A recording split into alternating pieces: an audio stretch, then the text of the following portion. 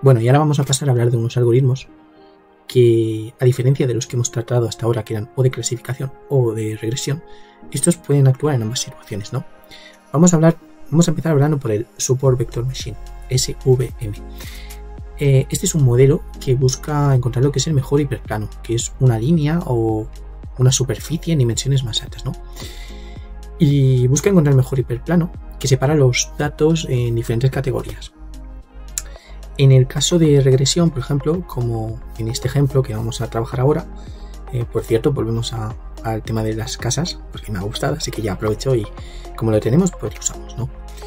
Pues en este caso, el SVM lo que hace es intentar ajustar una línea o superficie que haga una predicción lo más precisa posible, ¿no? ¿Dónde es útil este modelo SVM? Pues es muy útil cuando tienes un conjunto de datos que no tiene una clara separación lineal, ¿no? Pero donde puedes encontrar un margen o barrera, por así decirlo, que separe los datos. En general, este funciona muy bien, sobre todo en problemas con menos datos y una alta dimensionalidad, como en la clasificación de imágenes o de texto, ¿no? En cuanto a su eficiencia, pues aunque es un modelo que es bastante potente, puede ser mucho más lento cuando tiene muchos datos o si los datos no están bien escalados. Luego también vamos a trabajar con el árbol de decisiones o decision tree en inglés, que este es un árbol de decisión que divide los datos en función de las características de manera jerárquica, ¿no? Creando como unas ramas según las características más relevantes para hacer una serie de predicciones. Funciona de manera similar a lo que es el diagrama de flujo, donde cada nodo es una decisión. ¿Dónde suele ser útil este? Pues se usa mucho, sobre todo, por ejemplo, en aplicaciones donde las decisiones se toman en función de reglas lógicas, ¿no? Como, por ejemplo, la clasificación de clientes en función de su historial o el diagnóstico médico, ¿no?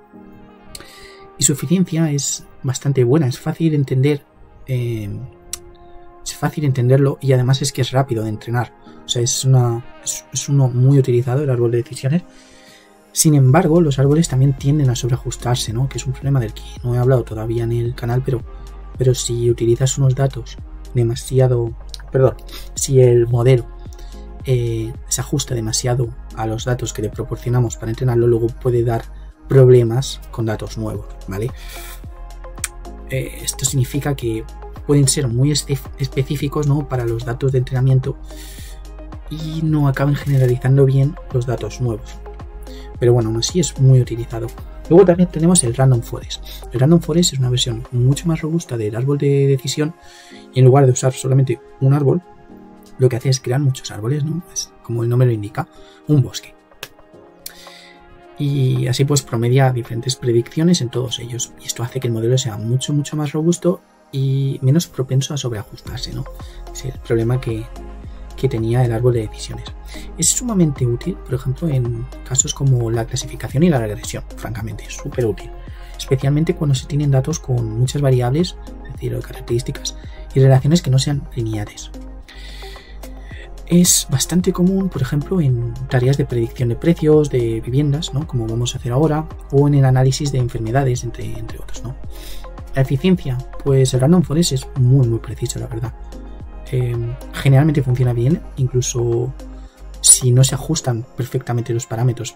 Sin embargo, el problema que tiene es que puede llegar a ser un poco lento si hay muchos árboles, obviamente, ¿no? Con muchas características, además.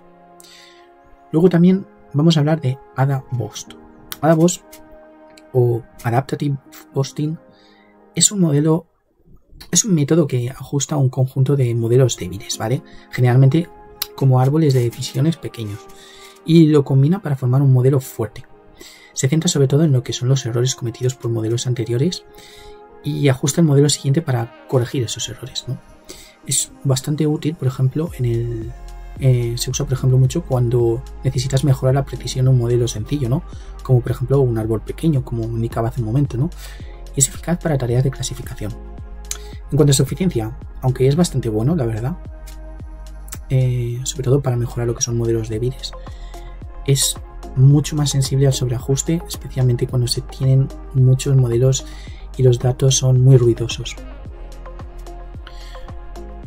Luego también utilizaremos el tema de la red neuronal artificial, ¿no? ANN. ¿Qué hace? Las redes neuronales intentan imitar lo que es el cerebro humano, ¿vale? De hecho, en el canal, hace algún tiempo creamos una. Intenta imitarlo con lo que son una especie de neuronas que se comunican entre sí, ¿vale? Y están formadas por capas de neuronas que se van ajustando para aprender patrones complejos en los datos, ¿no? Es sumamente útil, por ejemplo, son muy buenas para problemas de grandes cantidades de datos y relaciones que sean complejas. Por ejemplo, como en la clasificación de imágenes, o por ejemplo en la predicción de texto, o en el análisis de sentimientos. De hecho, trabajaremos en el canal mucho en esta línea y crearemos programas de este tipo. En cuanto a su eficiencia, pues, aunque son muy poderosas, la verdad, pueden aprender patrones complejos. Sí que el problema es que requieren mucha potencia detrás, mucha potencia computacional, y al final esto las hace más lentas de entrenar, especialmente cuando tienes muchos datos. También haremos la red neuronal convolucional. ¿Qué es esto? La CNN, que no es un canal de televisión. Bromas aparte, las CNN son un tipo de red especial neuronal, ¿vale? Que está diseñada para trabajar específicamente con datos estructurados como por ejemplo imágenes, ¿no? Donde las características locales como los bordes, las texturas son importantes, ¿no? Es bastante útil, por ejemplo, el uso de las CNN en aplicaciones de visión por computadora, como por ejemplo el reconocimiento de objetos, la clasificación de imágenes, de nuevo. Y las CNN son bastante eficientes, son muy poderosas. De hecho, para problemas relacionados con imágenes secuenciales, o por ejemplo con este tipo de secuencias, ¿no? Como las que hemos trabajado en vídeos anteriores, pues son más complejas de entrenar y requieren grandes cantidades de datos, pero funcionan al final muy muy bien. Entonces también son muy recomendables. Entonces vamos a pasar a explicar un poquito el código, para que os he hecho esta breve introducción teórica de los puntos fuertes de los algoritmos que vamos a tocar. Entonces, primero tenemos, bueno, como siempre, las importaciones, ¿no? Después cargamos los datos en el data frame, cargamos los datos de California Housing, como hicimos en el vídeo anterior, que contiene información sobre las viviendas de California, con número de habitaciones y todo eso, nada nuevo. Si no habéis visto el vídeo anterior, pues en realidad voy a grabar 4 vídeos, que lo ideal es que veáis los 4 seguidos, ¿no? Porque vamos increciendo, vamos añadiendo cosas. Hacemos un preprocesamiento y comprobamos que no hayan NaN, y en caso de haberlos, pues los eliminamos para que no nos dé problemas, que hasta ahora no lo habíamos hecho. La verdad es que hay cosas que podría haber mejorado, pero no quería colapsar con tanto dato. Entonces, de momento es como una introducción a todo lo que podemos utilizar. Tampoco he hecho mucho hincapié en cómo mejorar la eficiencia. Entonces, de momento estoy haciendo como una presentación global de las herramientas que tenemos, ¿no? Entonces, eso, procesamiento, como veis aquí, y luego, pues con esta función, pues podremos evaluar el modelo. Este bloque al final evalúa cada modelo calculando 2 métricas, el MSE, que es el error cuadrático medio, como hemos hablado en los vídeos anteriores, que mide qué tan lejos están las predicciones de los valores reales. Cuanto más bajo sea el MSE, mejor. Y luego el R2, que un R2 cercano al 1 es lo ideal. Y empezamos a realizar los algoritmos, empezamos a ejecutarlos. Aquí pues, realizamos el entrenamiento del modelo SVM, ¿vale? Y guardamos los resultados, lo mismo que el resto de modelos, ¿vale? Esto no va a variar. Voy a ir pasando un poco para que lo vayáis viendo. Pero vamos, no hay variedad, no hay variación, perdón. Variedad sí, hay mucho. Y vamos a llegar un poco a los resultados finales y os explico. Aquí evaluamos con el CNN. Aquí obtenemos los gráficos, que aquí está la parte interesante, ¿vale? MSE. Lo siento que se haya montado, esto lo podría haber arreglado, pero me acabo de dar cuenta. Y aquí tenemos el R2, igual se ha montado el título. De hecho, hasta casi me lo podría cargar para... Bueno, da igual, para no tocar nada. Y hasta aquí el código. Vale, ¿por qué el MSE?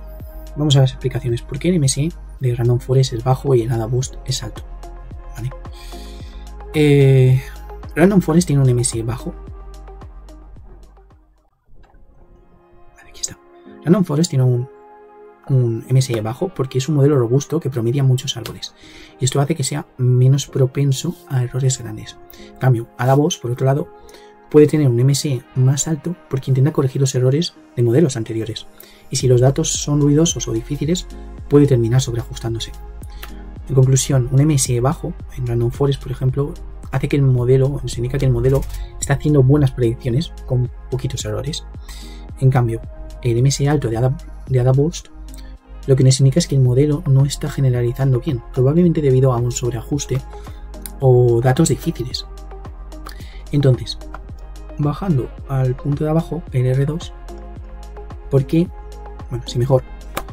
¿Por qué el R2 es alto en ANN, en CNN o en Random Forest y bajo en AdaBoss? Pues ¿por qué? Porque R2 indica que este R2 de ANN, CNN y Random Forest indica que estos modelos pues se están ajustando bastante bien a los datos, ¿no? Y son buenos para hacer predicciones precisas. En cambio, R2 pues vuelve a fallar en lo mismo, ¿no? AdaBoss al final podría ser que sea tan malo el R2 debido a que se ha sobreajustado los datos de entrenamiento y no es capaz de generalizar bien.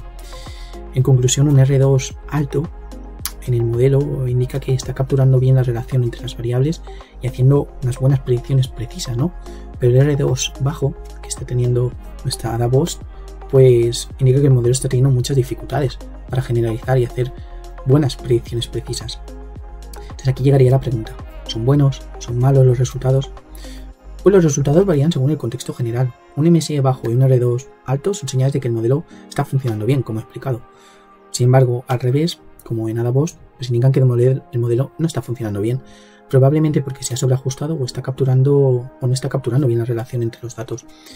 En este caso, Random Forest parece el mejor modelo, como hemos visto, ya que tiene ese buen MSE y ese buen R2, y esto indica que es el que mejor está generalizando los datos. Entonces, a partir de aquí, bueno, después de haber probado varios modelos y con los datos que tenemos, pues queda bastante claro cuál sería el idóneo.